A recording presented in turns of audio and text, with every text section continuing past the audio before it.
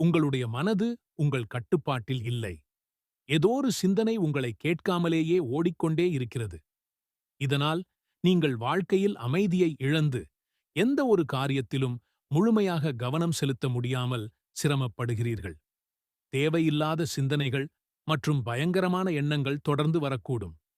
இந்த மனதை ஒருமுகப்படுத்தி இழந்த அமைதியையும் மகிழ்ச்சியையும் திரும்பப் பெற ஒரு தத்துவஞானி அரசர் ஒருவருக்கு கற்றுக் கொடுத்த அதிசய ரகசியத்தை இந்த கதையில் பார்க்கலாம்.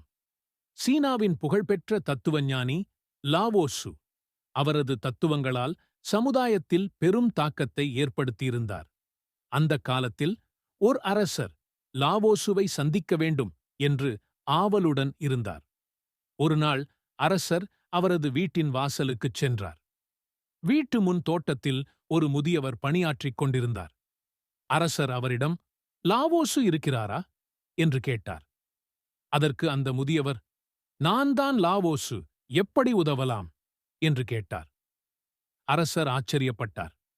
நீங்கள்தான் தத்துவஞானி என்று நான் எதிர்பார்க்கவே இல்ல. நீங்கள் மிகவும் எளிமையான மற்றும் அமைதியான மனிதராக இருக்கிறீர்கள். எனக்கும் இந்த அமைதி வேண்டும்.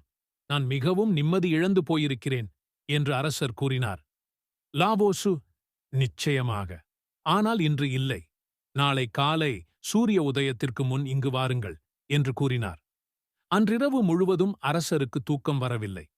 அவர் எதிர்பார்ப்புடன் காலையில் தோட்டத்துக்கு வந்தார். லாவோசு செடிகளுக்கு தண்ணீர் ஊற்றிக் கொண்டிருந்தார். அவர் அரசரிடம் ஒரு பாத்திரம் கொடுத்து, இந்த 10 செடிகளுக்கும் நீர் ஊற்றுங்கள். ஆனால் ஒரு முக்கியமான விதி இருக்கிறது. வேறு எந்த சிந்தனையும் மனதில் வரக்கூடாது.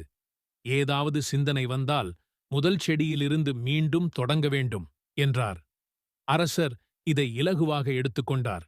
ஆனால் முதலாவது செடிக்கு பிறகு 2வது செடிக்கு சென்றபோது அவரது அரண்மனையின் தோட்டம் பற்றிய சிந்தனை வந்துவிட்டது. அவர் விதியை நினைவில் கொண்டு மீண்டும் முதல் செடியிலிருந்து தொடங்கினார்.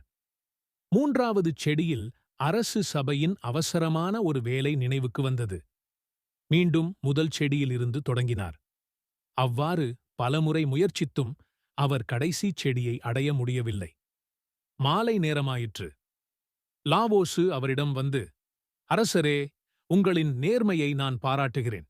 உண்மையான அமைதி என்பது மனதை ஒரு செயலில் முழுமையாக ஈடுபடுத்தும்போது கிடைக்கும். உங்கள் மனதை ஒருமுகப்படுத்தி கவனத்தை கூர்மையாக்கும் பயிற்சி மிகவும் முக்கியம் என்று கூறினார். அரசர் இதை புரிந்து கொண்டார்.